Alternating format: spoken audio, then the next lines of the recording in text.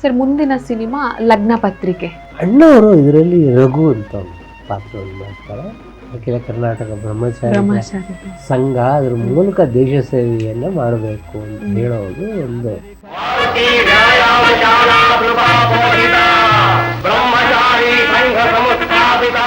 ವಿಜಯ ಭಾಸ್ಕರ್ ಸಂಗೀತ ನಿರ್ದೇಶಕರ ಸಿನಿಮಾದಲ್ಲಿ ಬರೋಬ್ಬರಿ 10 ಹಾಡಿರ್ತಕ್ಕಂಥ ಸಿನಿಮಾ ಇದು. ಬಟ್ ಈ ಸಿನಿಮಾದ ಬಹಳ ಪ್ರಸಿದ್ಧವಾದ ಹಾಡು ಬಲೂರು ಅಪರೂಪ ನಮ್ದು. ಅದು ಒಂಥರ ವೆಸ್ಟರ್ನ್ ಮ್ಯೂಸಿಕ್ ಎಲ್ಲ ಗೊತ್ತಿದ್ರಿಂದ, ಸೈಗಲ್ ಅಂತ ಜೊತೆ ಹಾಡುಗಳನ್ನು ಕೇಳಿದ್ರಿಂದ ಮತ್ತು ನೌಶಾದ್ ಜೊತೆ ಕೆಲಸ ಮಾಡಿದ್ರಿಂದ ವಿಜಯ್ ಭಾಸ್ಕರ್ಗೆ ವೆಸ್ಟರ್ನ್ ಮ್ಯೂಸಿಕನ್ನು ಹೆಂಗೆ ಬಳಸ್ಕೋಬಹುದು ಅಂತ ಗೊತ್ತಿತ್ತು.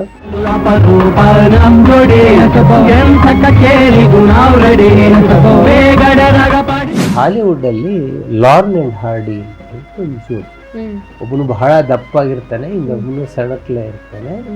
ಸೊ ಟಾಮ್ ಅಂಡ್ ಜೆರ್ರಿ ತರ. ಇದು ಶಿವರಾಮ್ ತೆಳ್ಳಗಿದ್ರು, ಉದಯ್ ಶಂಕರ್ ಹಿಂಗೆ ದಪ್ಪಾಗಿದ್ರು. ಈ ಸಿನಿಮಾದಲ್ಲಿ ಈ ಪ್ರಯೋಗವನ್ನು ಮಾಡಿದ್ರು. ನನ್ನ ಪಟ್ಟಣದ ಸೋದರರೆಂದರೆ ಲೋಕಕ್ಕೆಲ್ಲ ದಿಗಿಲುಂಟು. ಜಾನಕಿರಾಮ್ ಕನ್ನಡದ ಬಹಳ ಹಿರಿಯ ಛಾಯಾಗ್ರಾಹಕರು. ಅವರ ಅನುಭವನೇ ಬಹಳ ವಿಶೇಷವಾದಂಥ. ಜಾನಕಿರಾಮ್ ಹೇಳೋರು ಅವರು ಛಾಯಾಗ್ರಹಣ ಮಾಡಿದ ಸಿನಿಮಾಗಳಲ್ಲೆಲ್ಲ ಇದು, ಯಾಕಂದ್ರೆ ಟ್ರೈನಲ್ಲಿ ಛಾಯಾಗ್ರಹಣ ಮಾಡುವ ಸನ್ನಿವೇಶಗಳೆಲ್ಲ ಇತ್ತು. ಆ ಕಾಲಕದಲ್ಲೇ ಬಹಳ ದೊಡ್ಡ ಸಾಹಸ.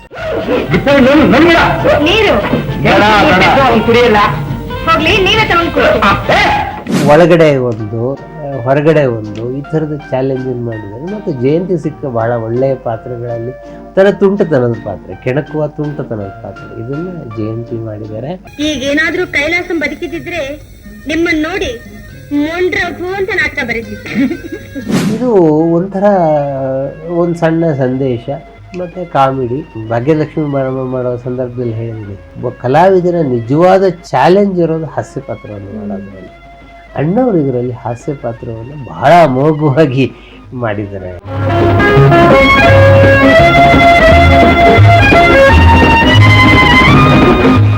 ಸರ್ ಮುಂದಿನ ಸಿನಿಮಾ ಲಗ್ನ ಪತ್ರಿಕೆ. ಒಂದ್ ರೀತಿ ಏನು ಕಾಮಿಡಿ ಜಾನರ್ ಇರುವಂತಹ ಸಿನಿಮಾ ಇದು. ಬ್ರಹ್ಮಚಾರಿಗಳ ಸಂಘ ಅಂತ ಕಟ್ಕೊಂಡಿರ್ತಾರೆ, ಅದರ ನಾಯಕ ರಾಜ್ಕುಮಾರ್ ಅವರಾಗಿರ್ತಾರೆ.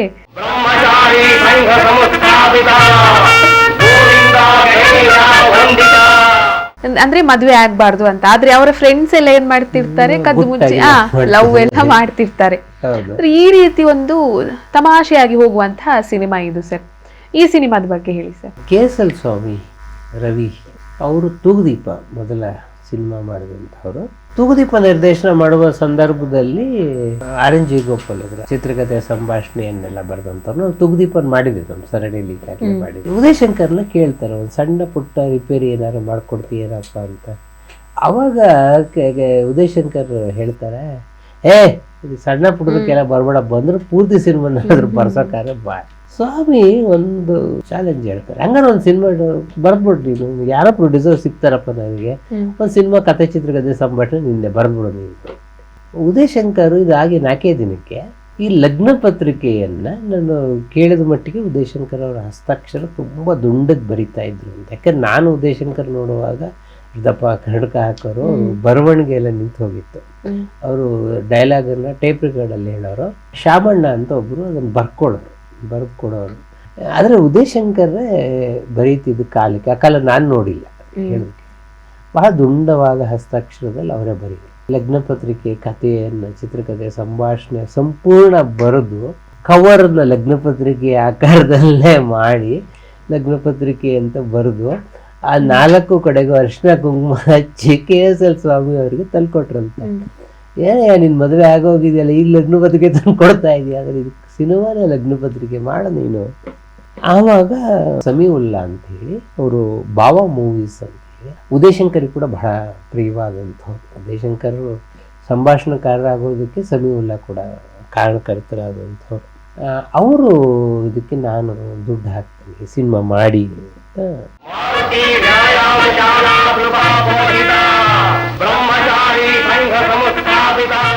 ಬರ್ತಾರೆ. ಈ ಸಿನಿಮಾದಲ್ಲೊಂದು ಬಹಳ ವಿಶೇಷ ಇದೆ. ಇದರ ನಿರ್ದೇಶಕರು ನಾನು ಹೇಳಿದಾಗೆ KSL ಸ್ವಾಮಿ. ಇವರು 3 ಜನ ಸಹ ನಿರ್ದೇಶಕರು.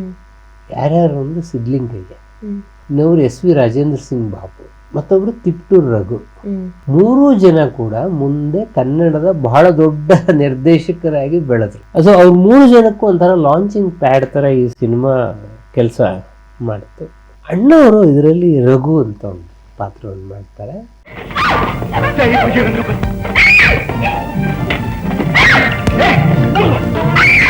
ಅದೇ ನೀವು ಹೇಳಿದ ಹಾಗೆ ಅಖಿಲ ಕರ್ನಾಟಕ ಬ್ರಹ್ಮಚಾರಿ ಸಂಘ ಅದರ ಮೂಲಕ ದೇಶ ಸೇವೆಯನ್ನ ಮಾಡಬೇಕು ಅಂತ ಹೇಳೋದು ಒಂದು. ಇದು ಸ್ತ್ರೀ ದ್ವೇಷ ಸಂಘ ಅಲ್ಲ, ಬ್ರಹ್ಮಚಾರಿ ಸಂಘ. ದೇಶದಲ್ಲಿ ಸತ್ಯ, ಶಾಂತಿ, ಶಿಸ್ತು ನೆಲೆಸಬೇಕಾದ್ರೆ ಮದುವೆ ಆಗಕೂಡುದು ಎಂಬ ನೇಮ ನಮ್ಮ ಸಂಘದ್ದು. ಇದು ಏನಂದ್ರೆ ಈ ಸಂಘಕ್ಕೆ ಇರೋ ಸದಸ್ಯರಲ್ಲೇ ಅಂತವ್ರು ಅಂದ್ರೆ ನರಸಿಂಹರಾಜು, ದ್ವಾರಕೀಶ್, ಶಿವರಾಮು ಈ ಥರದವರು ಇದರ ಸದಸ್ಯರುಗಳು.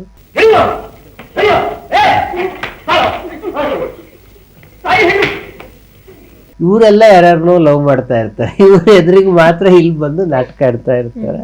ಹೆಂಗಸರನ್ನು ನೋಡುವುದಿಲ್ಲ, ಹೆಂಗಸರ ಮಾತನ್ನು ಕೇಳುವುದಿಲ್ಲ, ಹೆಂಗಸರ ವಿಷಯ ಮಾತಾಡುವುದಿಲ್ಲ. ಸೊ ಒಂದು ಸಲ ಟ್ರೈನ್ನಲ್ಲಿ ಇವಳು ಸೀತಾ ಜಯಂತಿ ಸಿಗ್ತಾಳೆ. ಸೊ ಅದು ನಾರ್ಮಲಿ ಜಗಳದಿಂದ ಇವರ ಶುರುವಾಗುತ್ತೆ. ತುಂಬ ರಘು ಜ್ವರ ಬಂದಾಗ ಅವಳು ಬಂದು ಇವರು ಶುಶ್ರೂಷೆಯನ್ನೆಲ್ಲ ಮಾಡ್ತಾಳೆ. ಆಮೇಲೆ ಇವರು ಚೇತರಿಸ್ಕೊಳ್ತಾರೆ. ಆಮೇಲೆ ಅದು ಮದುವೆಯಾಗಿ ಅದು ಮದುವೆಯ ಕಥೆಯಾಗಿ ಅದು ಲಗ್ನ ಪತ್ರಿಕೆಯಾಗಿ ಬ್ರಹ್ಮಚಾರಿಗಳಿಂದ ಲಗ್ನ ಪತ್ರಿಕೆಯಾಗಿ.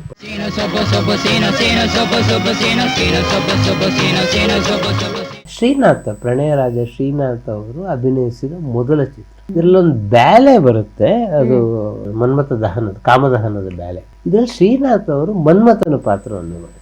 ಕರುಣಿಸು, ಲೋಕ ಕಲ್ಯಾಣದ ಮಹಾ ಕಾರ್ಯಕ್ಕಾಗಿ. ಗಂಗಾಧರ್ ಅವರು ಈಶ್ವರನ ಪಾತ್ರವನ್ನ ಮಾಡ್ತಾರೆ. ವಿಜಯಭಾಸ್ಕರ್ ಸಂಗೀತ ನಿರ್ದೇಶಕರು ಸಿನಿಮಾದಲ್ಲಿ ಬರೋಬ್ಬರಿ 10 ಹಾಡಿರ್ತಕ್ಕಂಥ ಸಿನಿಮಾ ಇದು. ಅದರಲ್ಲಿ ಎಲ್ ರಾಘವನ್ ಅಂತ ಒಬ್ರು, L Raghavan actually violinist. L Raghavan ಹಳೆ ಕಾಲದಲ್ಲಿ ಗೊತ್ತು. ಅವ್ರು ಹಾಡು ಹೇಳಿರೋದು ಕಮ್ಮಿ. ಈ ಸಿನಿಮಾದಲ್ಲಿ 2 ಹಾಡು ಎಲ್ ರಾಘವನ್ ಹೇಳಿದ್ದಾರೆ. ಅದರಲ್ಲಿ ಬ್ರಹ್ಮಚಾರಿ ಶರಣಾದ, ಅವನು ಬ್ರಹ್ಮಚಾರಿ ಹೇಗೆ ಪ್ರೇಮದೇವಿಯ ಕಡೆಗೆ ವಶವಾದ, ಪ್ರೇಮದೇವಿಗೆ ವಶವಾದ ಅಂತ ಒಂದು ಹಾಡು. ಅದನ್ನು PB ಶ್ರೀನಿವಾಸ್ ಮತ್ತೆ ರಾಘವನ್ ಹಾಡಿದ್ದಾರೆ. ಬ್ರಹ್ಮಚಾರಿ ಶರಣಾದ ಪ್ರೇಮದೇವಿಗೆ. ಗಂಡು ಮಾತಿನ ಚೆಂಡು ಅಂತ ಹೇಳಿ PB ಶ್ರೀನಿವಾಸ್ ಎಲ್ಲರ ಈಶ್ವರಿ ಹಾಡಿದ್ದಾರೆ. ಗಂಡು ಮುತ್ತಿನ ಚೆಂಡು ಕರಳಿದರೆ. ಇಲ್ಲಿ ಯಾರು ಇಲ್ಲ, 3 ಜನ, PB ಶ್ರೀನಿವಾಸ್, ಎಲ್ಲರ ಈಶ್ವರಿ, ಬೆಂಗಳೂರು ಲತಾ.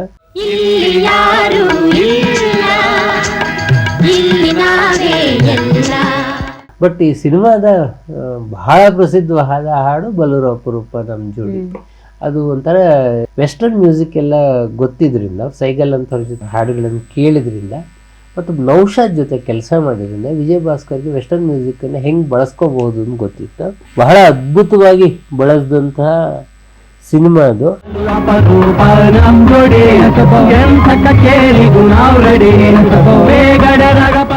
ಜಾನಕಿರಾಮ್ ಬಹಳ ಸಮೀವುಲ್ಲಾ ಅವ್ರ ಜೊತೆಗೆ ಮತ್ತು ಸಮೀವುಲ್ಲಾ ಜೊತೆ ಪಾರ್ಟ್ನರ್ ಕೂಡ ಆಗಿದ್ರು.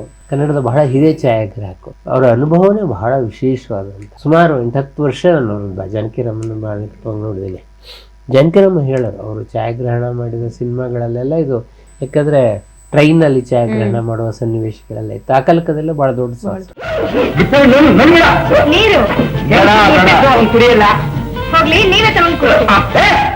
ಆಮೇಲೆ ಇನ್ನೊಬ್ರು ಕಲಾ ನಿರ್ದೇಶಕರು ಬಹಳ ಜನದ ಹೆಸರು ಕೇಳಿರ್ತೀವಿ ನಾವು, ವರ್ತೂರ್ಕರ್ ಅಂತೆ ಇದರ ಕಲಾ ನಿರ್ದೇಶಕರು. ಅವ್ರು ಬಹಳ ಅದ್ಭುತವಾದ ಕಲಾ ನಿರ್ದೇಶನವನ್ನ ಮಾಡಿದಂಥವರು.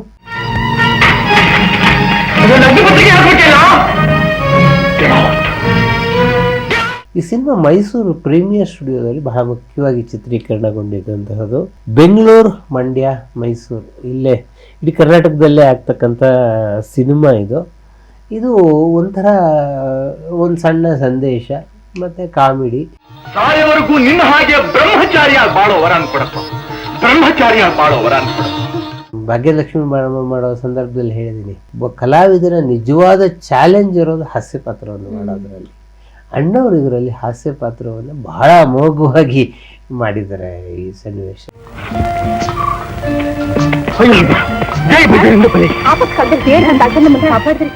ಒಂದು ಸಣ್ಣ ಗಾಂಭೀರ್ಯ, ಒಳಗಡೆ ಒಂದು ಹೊರಗಡೆ ಒಂದು ಈ ಥರದ ಚಾಲೆಂಜನ್ನು ಮಾಡಿದ್ದಾರೆ. ಮತ್ತು ಜಯಂತಿ ಸಿಕ್ಕ ಬಹಳ ಒಳ್ಳೆಯ ಪಾತ್ರಗಳಲ್ಲಿ ಒಂಥರ ತುಂಟತನದ ಪಾತ್ರ, ಕೆಣಕುವ ತುಂಟತನದ ಪಾತ್ರ, ಇದನ್ನ ಜಯಂತಿ ಮಾಡಿದ್ದಾರೆ. ಈಗೇನಾದ್ರೂ ಕೈಲಾಸಂ ಬದುಕಿದ್ರೆ ನಿಮ್ಮನ್ನ ನೋಡಿ ಮೊಂಡ್ರಘು ಅಂತ ನಾಟಕ ಬರೀತಿದ್ದೆ.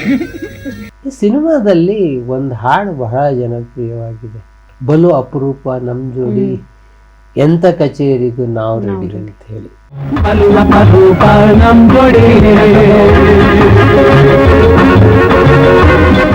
ಇದು ನಮ್ಮಲ್ಲಿ ಹಾಲಿವುಡ್ ಅಲ್ಲಿ ಲಾರ್ನ್ ಅಂಡ್ ಹಾರ್ಡಿ ಅಂತ ಹೇಳಿ ಒಂದು ಜೋಡಿ. ಒಬ್ಬನು ಬಹಳ ದಪ್ಪಾಗಿರ್ತಾನೆ, ಇನ್ನೊಬ್ಬನು ಸಣ್ಣಕ್ಲೆ ಇರ್ತಾನೆ. ಸೊ ಟಾಮ್ ಅಂಡ್ ಜೆರ್ರಿ ತರ. ಈ ಟಾಮ್ ಅಂಡ್ ಜೆರ್ರಿ ಜೋಕುಗಳು ಕಾರ್ಟೂನ್ಗಳು ಎಷ್ಟು ನಾವು ನೋಡ್ಬಿಟ್ಟಿದ್ವಿ. ಸೊ ಮೂಕಿ ಸಿನಿಮಾ ಸಂದರ್ಭದಲ್ಲಿ ಚಾರ್ಲಿ ಚಾಪ್ಲಿನ್ ತರ ಸೃಷ್ಟಿಯಾದಂತ ಜೋಡಿ ಲಾರ್ನ್ ಅಂಡ್ ಹಾರ್ಡಿ. ಸೊ ಇವರು ಟೇಡ್ ಲಾರ್ಡ್ ಮತ್ತೆ ಆಲಿವರ್ ಹಾರ್ಡಿ ಅಂತ ಹೇಳಿ ಅವ್ರ ಮೂಲತಃ ಅವ್ರ ಹೆಸರದು. ಸುಮಾರು 1928ರಿಂದ 55ರವರೆಗೆ ಸುಮಾರು 30 ವರ್ಷಗಳ ಕಾಲ 107 ಸಿನಿಮಾ ಮಾಡ್ತಾರೆ. ಇದು ಮೂಕಿನೂ ಇದೆ, ಟಾಕಿನೂ ಇದೆ. ಈ ಥರದ್ದು ಅನೇಕ ಸಿನಿಮಾಗಳನ್ನು ಅವ್ರು ಮಾಡಿ ಲಾರ್ನ್ ಅಂಡ್ ಹಾರ್ಡಿ ಇವತ್ತಿಗೂ ಬಹಳ ಪ್ರಸಿದ್ಧವಾದ ಹೆಸರು ಹಾಲಿವುಡ್. ಈ ಲಾರ್ನ್ ಅಂಡ್ ಹಾರ್ಡಿ ಥರದ್ದೇ ಒಂದು ಹಾಸ್ಯ ಜೋಡಿಯನ್ನ ಕನ್ನಡದಲ್ಲಿ ನಿರ್ಮಾಣ ಮಾಡಬೇಕು ಅಂತ ಹೇಳಿ KSL ಸ್ವಾಮಿ ಪ್ರಯತ್ನ ಪಟ್ಟಂತ ಪ್ರಯತ್ನ ಇದೆ.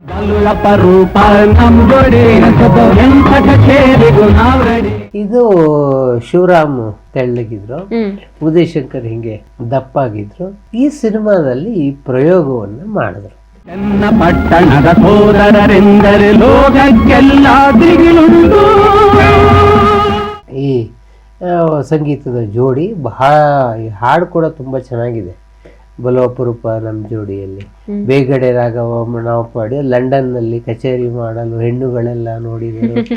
ಅದು ಬೇರೆ ಬೇರೆ ಥರದ ವೆಸ್ಟರ್ನ್ ಮ್ಯೂಸಿಕ್ನ ಇಟ್ಕೊಂಡು ಮಾಡಿದಂಥದ್ದು. ಮತ್ತು ಇಡೀ ಸಿನಿಮಾದಲ್ಲೇ ಬಹಳ ಒಂಥರ ಶಿವರಾಮ್ ಅವಾಗ ನೆನಪು ಮಾಡ್ಕೊಳ್ಳೋರು ಸ್ಪಾಟ್ ಜೋಕ್ಗಳು, ಕೆಲವು ಸ್ಪಾಟ್ ಜೋಕ್ಗಳು ಇವೆಲ್ಲ ತುಂಬಾ ಈ ಸಿನಿಮಾದಲ್ಲಿ ಕೆಲಸ ಮಾಡಿ. ಉದಯಶಂಕರ್ ಮತ್ತು ಶಿವರಾಮ್ ಡೈಲಾಗೇ ಇಲ್ಲ, ಯಾಕಂದ್ರೆ ಉದಯಶಂಕರ್ ಸ್ಕ್ರಿಪ್ಟ್ ರೈಟರ್, ಅವರು ಆ ಸ್ಪಾಟ್ ಅಲ್ಲಿ ಕೆಲವು ಡೈಲಾಗ್ಗಳು ಕ್ರಿಯೇಟ್ ಮಾಡಿ ಜೋಡಿಸ್ತಾರೆ.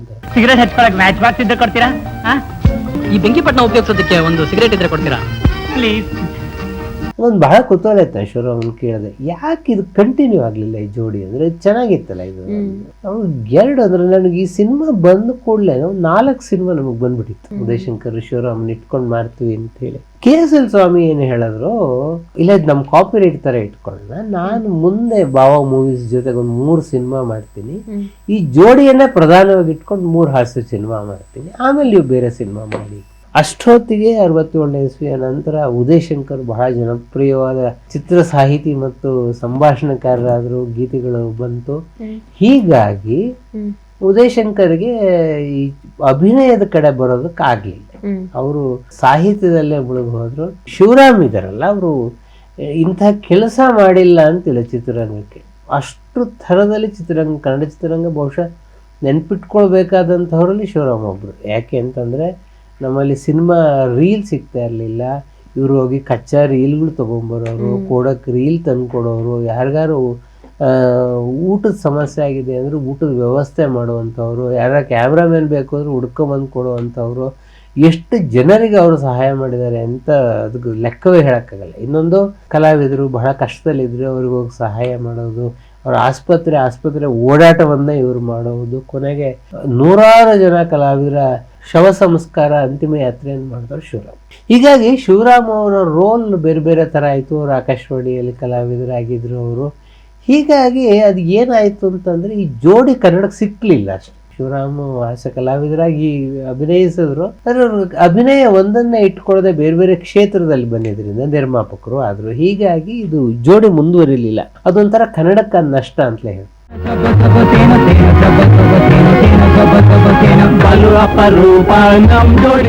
ಬಹುಶಃ ಲಗ್ನ ಪತ್ರಿಕೆ ಮಾಡುವ ಮೂಲಕ ನಮ್ಮ ಬಹುಜನರ ಕೋರಿಕೆ, ಅದನ್ನ ಬಹಳ ದಿನದಿಂದ ಕೇಳ್ತಾ ಇರಲಿಲ್ಲ ಪತ್ರಿಕೆ, ಅದನ್ನ ನಾವು ಈಡೇರಿಸಿದ್ವಿ.